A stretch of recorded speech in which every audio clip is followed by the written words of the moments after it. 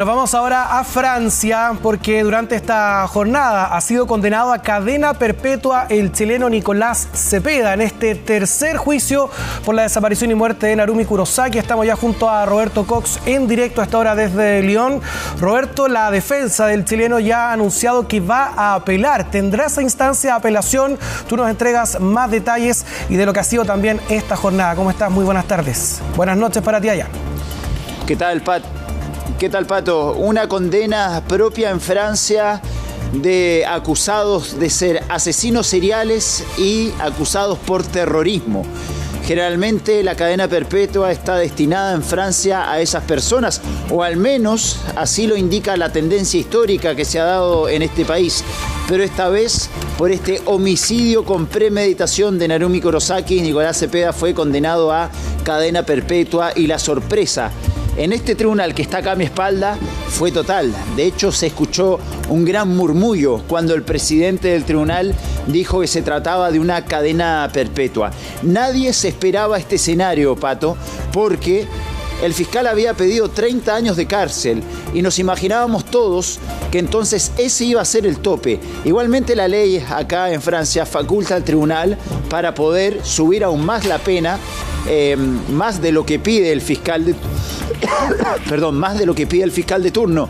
Pero sorprendió entonces el tribunal entregando una cadena perpetua que los mismos abogados de Nicolás señalaron que estaban en shock. Porque dicen, en Francia la cadena perpetua está destinada sobre todo a asesinos seriales y a acusados por terrorismo. Es más, te aporto algo más, Pato. En la sentencia pasada en Vesoul, hace 2 años atrás, cuando Nicolás Cepeda es condenado a 28 años de cárcel, el fiscal, que en ese entonces había pedido cadena perpetua, muy distinto a lo que pidió el fiscal acá en Lyon, el fiscal que había pedido cadena perpetua no se la dieron, condenaron a Nicolás Cepeda a 28 años de cárcel y cuando sale el fiscal y da sus primeras declaraciones a la prensa, dice estar satisfecho por esos 28 años de cárcel porque él sabía que era muy difícil lograr la perpetua porque en Francia esa perpetua se la otorgan a asesinos seriales y a condenados por terrorismo. Por eso es que llamó tanto la atención. Incluso nosotros entre los colegas intentábamos pronosticar un poco qué podría pasar en esta corte. Había quienes entregaban un resultado más fatalista para Nicolás Cepeda. Eran muy pocos los que decían que incluso podría aumentar la pena de 28 años.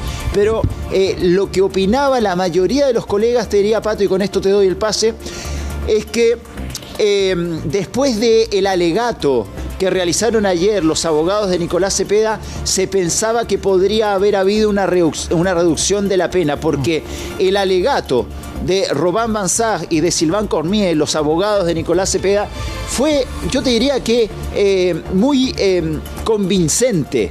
Intentaron desplegar todas las dudas razonables que existen en este caso para decirle al tribunal que el tribunal no podía condenar a Nicolás Cepeda a 28, a 30 o a lo que sea, si es que existían incertidumbres acerca de los hechos ocurridos en aquel diciembre de 2016. Es más, Robin Bansard dice, a este hombre no lo pueden condenar ni un día de cárcel si es que no existe, si es que siguen existiendo microdudas al respecto. Y bueno, finalmente se pensaba que habían logrado convencer o al menos habían logrado sembrar las dudas, pero no lo lograron finalmente, porque no solamente la condena fue contundente, no solamente no lograron reducir los 28 años de cárcel, sino que le aplicaron todo el rigor de la ley a Nicolás Cepeda y sale de este Tribunal de Justicia con la condena más dura que contempla, Pato, la legislación francesa. Roberto, sobre los detalles de esta resolución, ¿cuáles son los argumentos, cuáles son las pruebas en definitiva que terminan condenando a Nicolás Cepeda? ¿Y cómo se explica también en qué se funda por parte del tribunal en aumentar la pena, en dar una cadena perpetua? ¿Se ha entregado, se ha conocido cuál es ese detalle, la argumentación que entrega el tribunal? Homicidio con premeditación. La premeditación es el agravante cuando el presidente del tribunal empieza a leer el veredicto. Él dice que se tenían que responder 2 preguntas y ambas preguntas fueron respondidas en la mayoría del jurado por sí, fueron respondidas afirmativamente. La primera pregunta es, ¿Nicolás Cepeda es culpable? La mayoría dijo sí. ¿Nicolás Cepeda actuó con premeditación? La mayoría del tribunal dijo sí. Entonces tenemos acá un homicidio agravado por la premeditación y la mayor condena que contempla la legislación francesa para un crimen de ese tipo es la cadena perpetua. Y finalmente se aplica todo el rigor de la ley, por sobre incluso lo que había pedido el fiscal. Ayer Sylvie Gallet, la abogada de la familia Kurosaki, había salido apenada, apesadumbrada y había salido incluso molesta con el fiscal porque ella misma me dijo fuera de cámara, me dice, la verdad no entiendo, a diferencia de las veces pasadas que habían pedido cadena perpetua, esta vez no entiendo por qué pidieron 30 años. Y generalmente cuando un fiscal pide 30 años, todo indica que la pena que finalmente se instaura es menor a esos 30 años. Sylvie Gallet pensaba, tal vez podríamos estar pensando en una pena de 25, de 23, de 20 años. Ella interpretaba que toda pena por debajo de los 28 años que le habían concedido anteriormente a Nicolás Cepeda iba a ser una derrota. Sin embargo, hoy había una mezcla de satisfacción y también de frustración en la familia Kurosaki. Satisfacción porque finalmente a Nicolás Cepeda le dan la mayor pena posible en territorio francés, pero una frustración gigantesca porque en cada uno de los juicios la familia Kurosaki volvió en busca de la principal respuesta. La principal respuesta que están buscando hace 10 años, que es dónde está el cuerpo de Narumi Kurosaki, y finalmente Nicolás Cepeda no pudo dar ningún indicio de aquello. Tenemos, Roberto, algunas reacciones que vamos a escuchar a continuación. Comme très injuste. Una decisión injusta. Et nous allons déposer immédiatement un pourvoi en cassation. Que van a ir a la casación, dice. ¿Vous allez aller à la casación de nouveau? Absolument. Et nous utiliserons toutes les voies de droit pour que tôt ou tard l'innocence de Nicolas Cepeda soit reconnue. Van a tratar de hacer todo lo posible para que la inocencia de Nicolás sea reconocida. Vous allez à cassation et pourquoi? Vous avez trouvé que quelque chose s'est mal passé? ¿Por qué van a casación? ¿Qué pasó en este juicio para? On a trouvé quelques moyens de cassation qu'on réserve pour la cour. Vous allez pas nous dire qu'est-ce que... On les réserve pour la cour de cassation, je suis désolé. Et quand est-ce que ça pourrait se passer? C'est pas moi qui décide des délais, c'est la cour de cassation. Merci beaucoup. Bueno, me dice que van a ir a casación. Si la cadena perpetua fue una sorpresa, este anuncio de la defensa de Nicolás Cepeda de ir a casación también fue una sorpresa, porque hay que recordar que después del segundo juicio, los abogados de Cepeda encuentran un argumento jurídico muy técnico para ir a alegar a la Corte de Casación de que todo esto se tenía que hacer de nuevo. En el fondo, ellos no estaban yendo a la casación. En la casación no ve un asunto de si Nicolás Cepeda es culpable o no. Ve un tema jurídico, si es que se llevaron bien los procedimientos de cada juicio. Con ese argumento fueron los abogados de Cepeda a la casación y la casación les dio la razón sorpresivamente, porque en un muy pequeño porcentaje acá en Francia la casación finalmente anula un juicio y permite, en este caso, un tercer juicio. Y sorpresivamente logra una victoria Nicolás Cepeda en ese tribunal y finalmente anulan el segundo juicio, por ende anulan la segunda condena y logran forzar todo a este tercer juicio. Un tercer juicio donde se pronosticaba o se pensaba que Nicolás Cepeda llegaba fortalecido, no solamente por la decisión de la Corte de Casación que había permitido un tercer proceso, sino que todo esto se producía en Lyon. Miren el tamaño de este tribunal a mi espalda. Este tribunal es 50 veces más grande que el primer tribunal en Besançon. Es una ciudad mucho más grande que Besançon. Es la tercera ciudad más grande de Francia y estamos yo creo que a unos 400 kilómetros de Besançon. Es decir, la corte que vio el caso de Nicolás Cepeda poco y nada había escuchado hablar de lo que había ocurrido hace 10 años en Besançon, porque acá, si bien en Chile todos conocemos el caso y nos ha impactado este caso, en Francia no es un tema que se haya debatido a nivel nacional. Entonces había una lejanía emocional de este tribunal para juzgar el tema y no había una presión mediática, no habían sido testigos de todo el revuelo mediático que esto había producido y se pensaba entonces que el tribunal de Lyon podía ser un poquito más laxo con Nicolás Cepeda. Sin embargo, hoy quedó demostrado que eso no ocurrió así. También el hecho que el fiscal Etienne Montoya no estuviera en este caso, se pensaba que podía ser una ventaja para Nicolás Cepeda y esos cálculos también estuvieron equivocados. Escuchemos más declaraciones de los abogados que salieron completamente sorprendidos y derrotados hoy del tribunal acá en Lyon. On est très surpris parce qu'en France, la perpétuité est une sanction qui est réservée aux tueurs en série, aux terroristes. En Francia la perpetua es para los asesinos en serie y para los terroristas. Et la Cour, avec un délibéré vraiment très court de 2 heures, con una deliberación muy corta de solamente 2 horas, a condamné Nicolas Zepeda. Ma vision des choses est la suivante. Su visión es la siguiente. On a sanctionné en réalité le fait que Nicolas Zepeda ait osé contester le verdict de Vesoul. On lui a dit, le message était le suivant, vous avez fait une contestation, vous avez gagné en cour de cassation, et bien voilà le résultat maintenant, vous êtes condamné à perpétuité. Creo que esta es una respuesta a todas las retomas que ha tenido Nicolás en este juicio, que fue a casación, que trató de forzar un tercer juicio y ahora esta corte le dice, bueno, forzaste esto, toma, acá perpetua, dice Sylvain Cormier.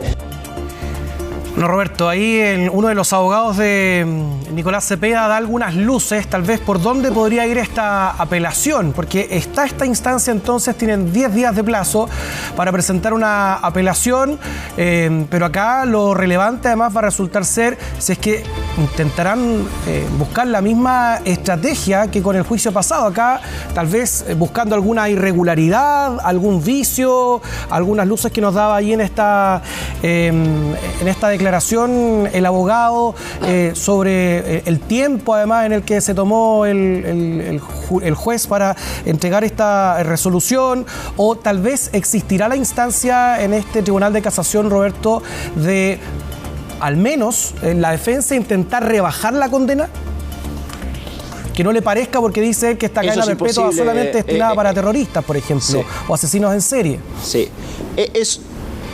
sí, pero es lo que es un poco la tendencia. La ley indica en Francia que un homicidio con premeditación puede ser condenado con cadena perpetua, pero la tendencia indica que por lo general la cadena perpetua se le ha otorgado a asesinos seriales y a acusados por terrorismo, lo que no quiere decir que también se le pueda otorgar a alguien como Nicolás Cepeda, que estaba siendo acusado por homicidio con premeditación. Por ley, está dentro del marco jurídico. La cadena perpetua está dentro del marco jurídico. La casación no se puede pronunciar sobre la condena propiamente tal. La casación no se puede pronunciar sobre absolutamente nada que tenga que ver con la culpabilidad o inocencia de Nicolás Cepeda. Solamente se puede pronunciar sobre errores de procedimiento. Si hubo una prueba presentada fuera de plazo, si hubo una irregularidad al momento de presentar los testigos, vicios. Si hubo un error en el procedimiento y en el cómo se llevó el juicio, vicios en el procedimiento, claro, la casación puede decir, ojo, ustedes hicieron mal el juicio, hay que hacerlo todo de nuevo, porque tal vez de la forma en que lo hicieron perjudicó finalmente al acusado.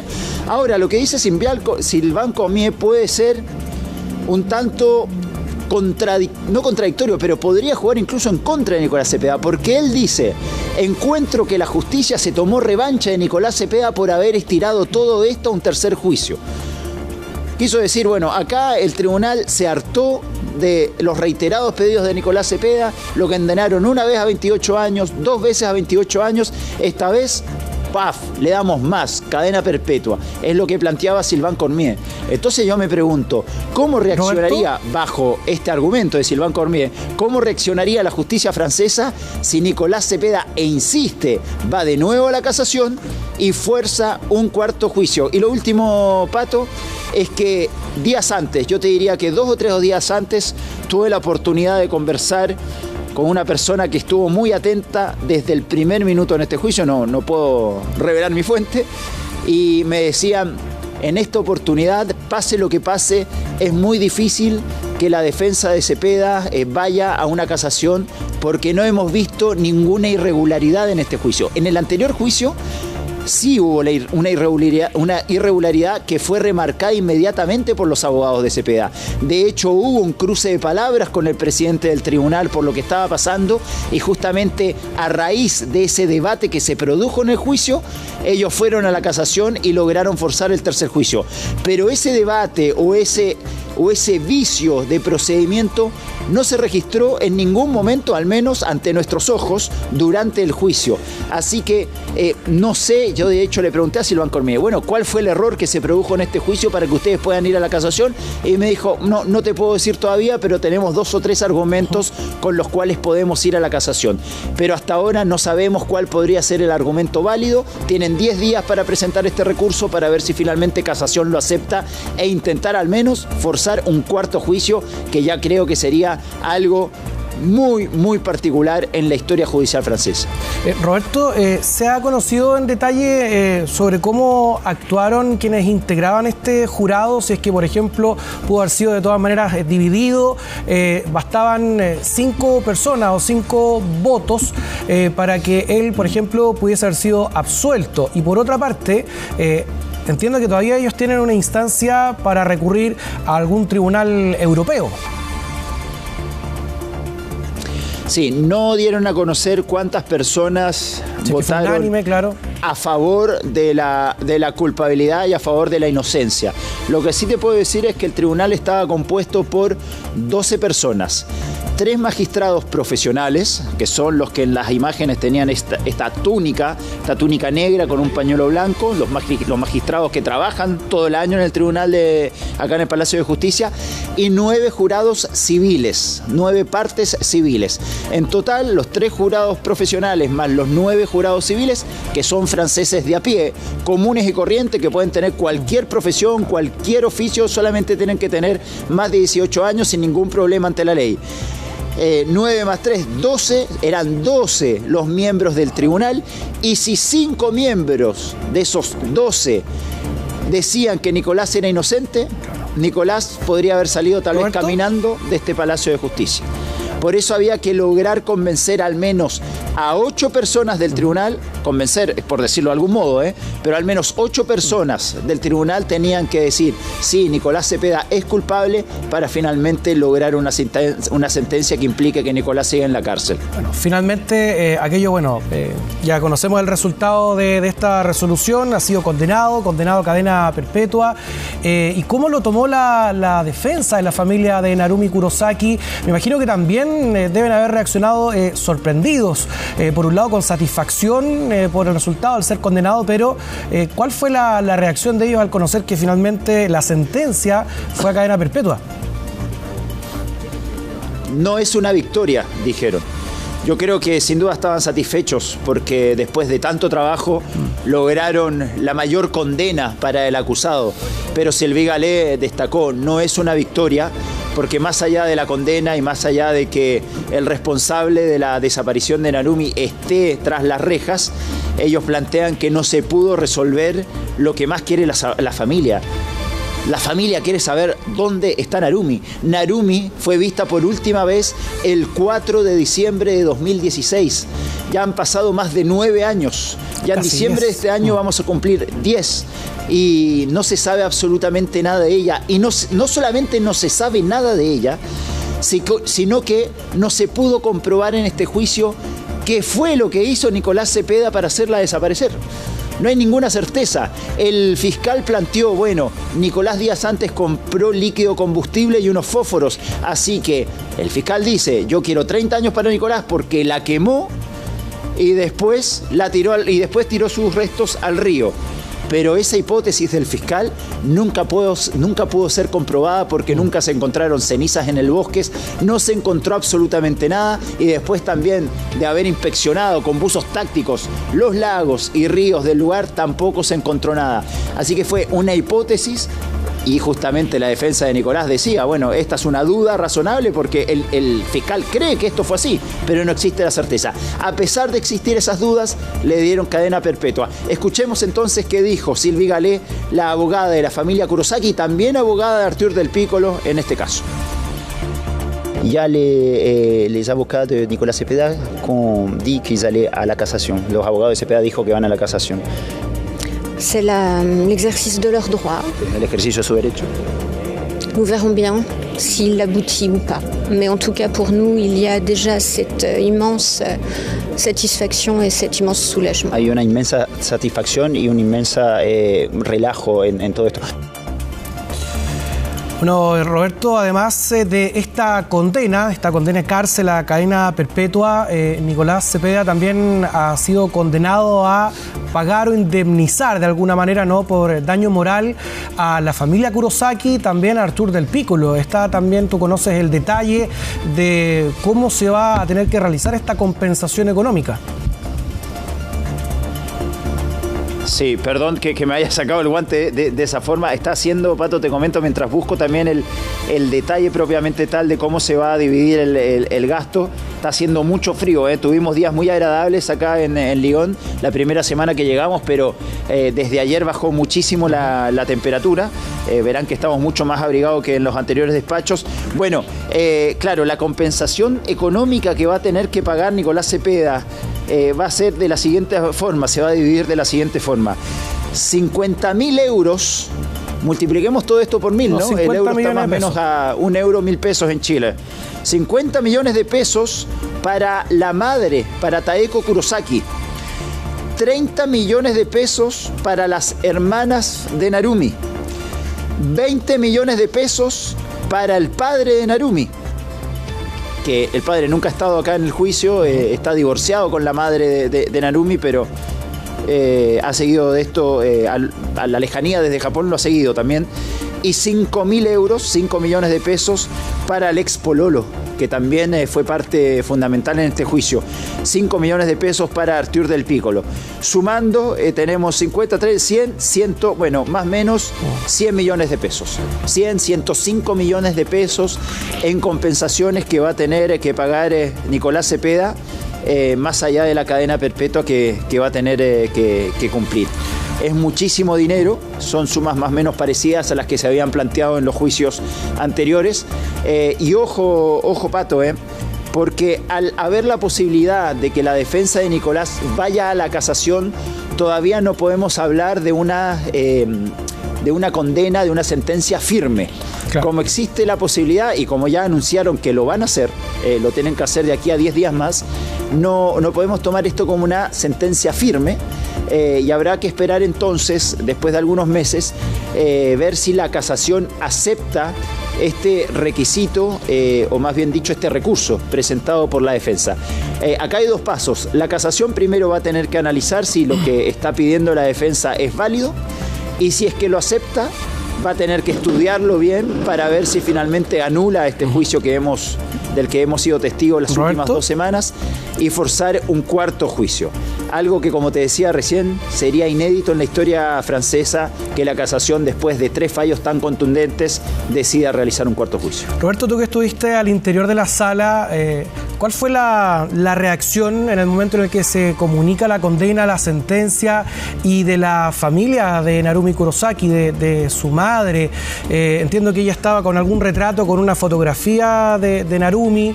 Sí. De alguna manera esta noticia, esta resolución judicial puede traer algo de consuelo, pero de todas maneras, como tú ya lo habías planteado, acá quedan todavía dudas.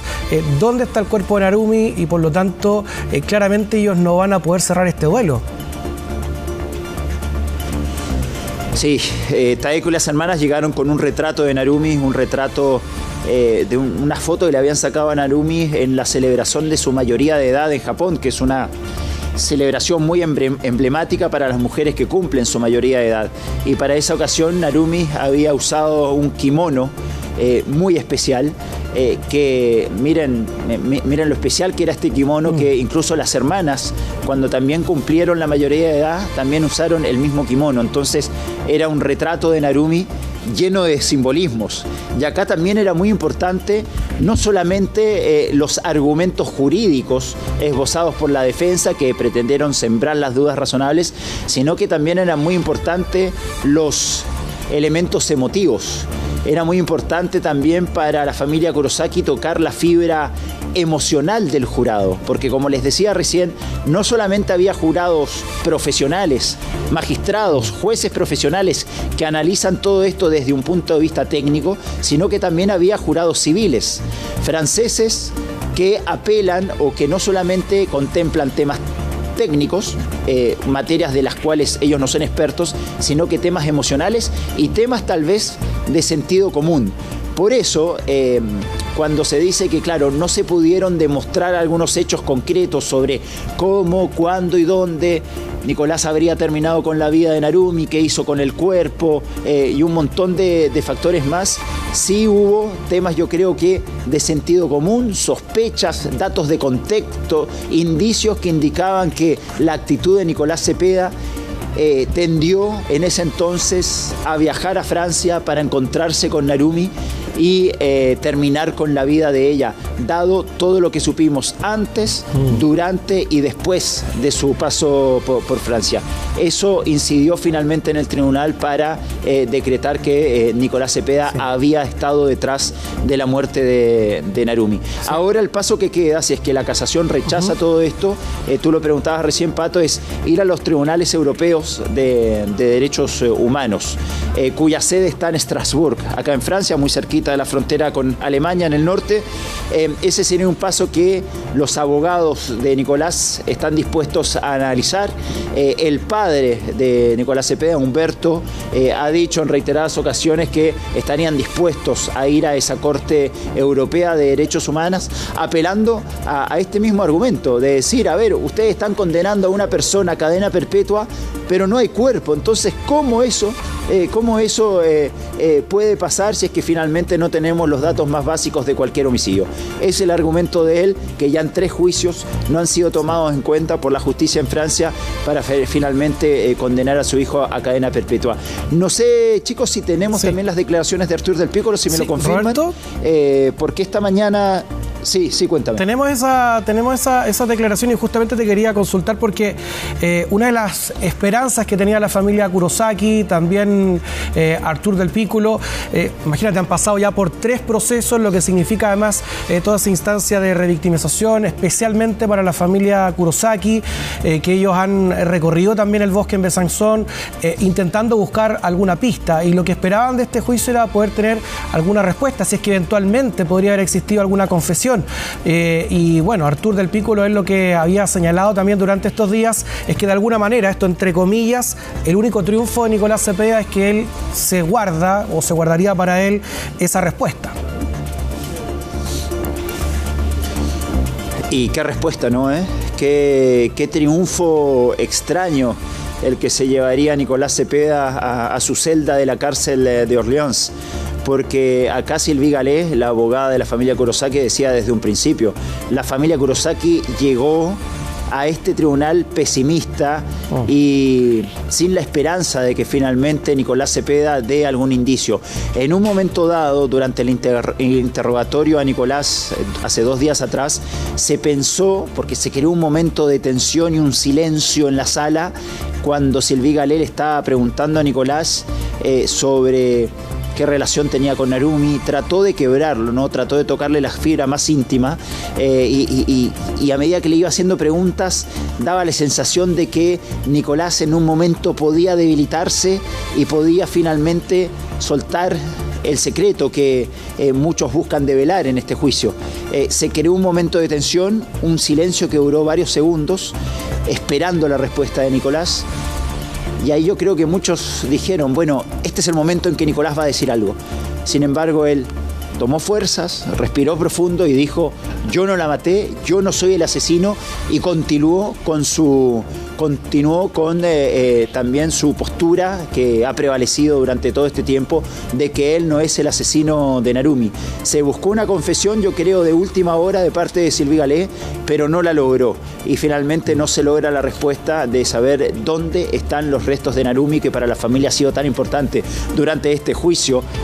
Las hermanas de Narumi reconocieron que después del segundo proceso en Vesoul, es decir, el año 2024, 8 años después de la desaparición de Narumi, 8 años después de la desaparición de Narumi, ellas emprendieron un viaje a Francia. Llegaron las 3 al mismo bosque por el que habría deambulado Nicolás Cepeda después de salir de Besanzón. El bosque que la Fiscalía cree que Nicolás Cepeda utilizó para esconder los restos de Narumi. Y ellas llegaron a ese lugar dispuestas a buscar los restos de su hermana. Sin embargo, se encontraron con uno de los bosques más grandes del mundo. Y ellas dijeron, vimos esta inmensidad, vimos esta naturaleza gigante, y la verdad es que perdimos toda esperanza de poder internarnos en el bosque y encontrarla ahí, porque era buscar algo imposible de encontrar en algo tan grande, y también 8 años después de que Nicolás Cepeda habría estado en ese lugar para hacer desaparecer a Narumi. Hoy hablamos en exclusiva con Artur del Piccolo. Tuvo la gentileza de juntarse con nosotros para compartir sus comentarios y para darnos a conocer un poquito cómo ha vivido todo esto. Lo hizo 1 hora antes de que Nicolás Cepeda pronunciara sus últimas palabras.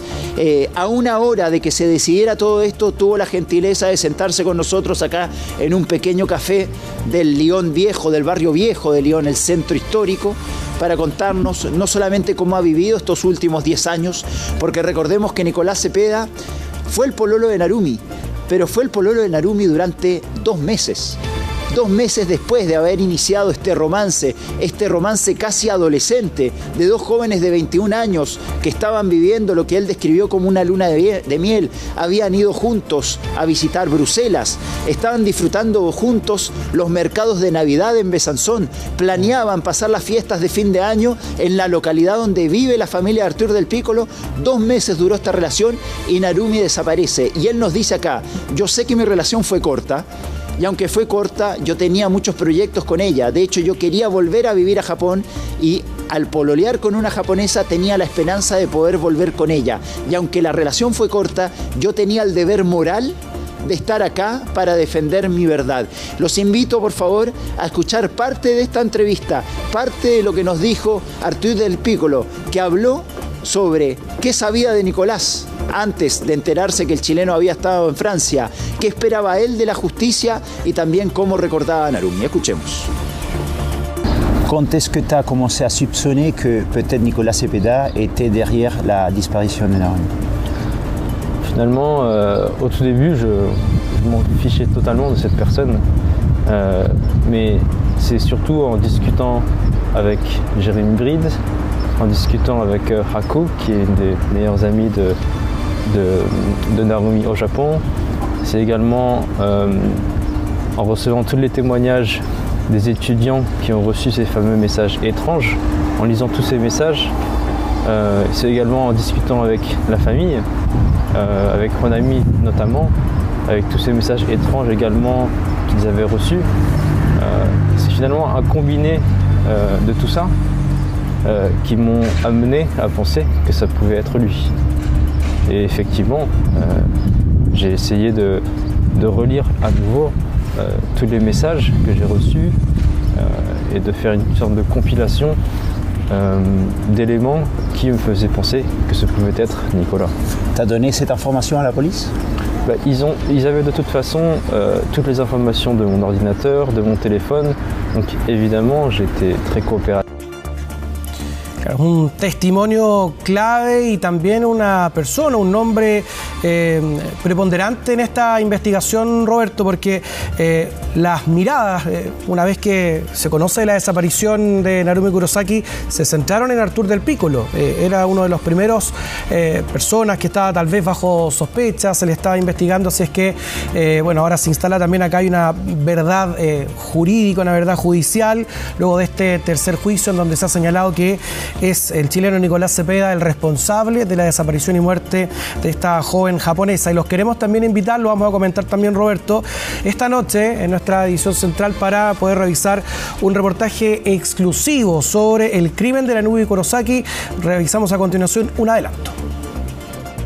Esta noche en Chilevisión Noticias. Muchachos, sorpresa total en la corte en Lyon. Cadena perpetua para el chileno Nicolás Cepeda. La sentencia es durísima. por el crimen de Narumi Kurosaki. Para un Nicolás Cepeda que se agarraba con las manos su cara. En exclusiva, las pruebas que condenaron nuevamente al chileno. Que es una condena peor a la que ya había tenido en las ocasiones anteriores. Esta noche, en Chilevisión Noticias. Y las palabras de Artur del Piccolo también en exclusiva, que vamos a revisar ya más en extenso en la edición central de Chilevisión Noticias, son muy importantes. Él fue el primer sospechoso cuando finalmente Narumi desaparece. Y él empieza a realizar una pequeña investigación sin saber que Nicolás Cepeda había estado en Francia. Él dice, bueno, a ver, ya Narumi no está, hemos recibido algunos mensajes que son raros. Empieza a hablar con los amigos de Narumi, se comparten los mensajes que habían recibido de Narumi y él empieza a sospechar del ex pololo de Narumi, porque Narumi le había comentado que ella tenía una relación turbulenta con su ex chileno. De hecho, Narumi le había dicho a la mamá, no sé cómo dejar a Nicolás, él está muy enamorado, tengo miedo de hacerle daño, pero Narumi estaba muy atormentada con esto de terminar su relación con Nicolás. Y todo esto lo sabía Artur del Piccolo, y Artur del Piccolo arma una lista diciendo, a ver, yo creo que por este motivo, Nicolás podría estar bajo la lupa y ser el sospechoso. Todo esto sin saber que Nicolás Cepeda había estado en Francia. Y acá en el tribunal le preguntan, ¿y qué pasó cuando usted se enteró que Nicolás Cepeda había estado en Francia? Y ahí dijo, bueno, ahí ya definitivamente no tuve dudas, Nicolás estaba detrás de todo esto, dijo Artur del Piccolo, que la defensa de Nicolás Cepeda trató de hacerlo ver como sospechoso en este juicio, diciendo que, claro, quería desviar un poco la atención de la policía, centrando sus miradas en Nicolás, porque tal vez él tenía algo que ver. Pero bueno, finalmente acá el tribunal pensó lo contrario y terminó por condenar a cadena perpetua a Nicolás Cepeda. Así es, se cierra este tercer juicio con un veredicto condenatorio. Vamos a ver también qué ocurre durante las próximas semanas o meses con esta apelación, donde ahí vamos a ver si es que queda firme o no esta sentencia de cadena perpetua, en donde más allá también de lo que hemos conocido, vamos a esperar también, esperemos que en algún momento la familia Kurosaki pueda tener esa respuesta de dónde se encuentra Narumi. Roberto, te queremos agradecer por este despacho, también excelente trabajo de Francia junto a Mauro Aravena. Nos vemos esta noche en la edición central de Chilevisión Noticias. Gracias.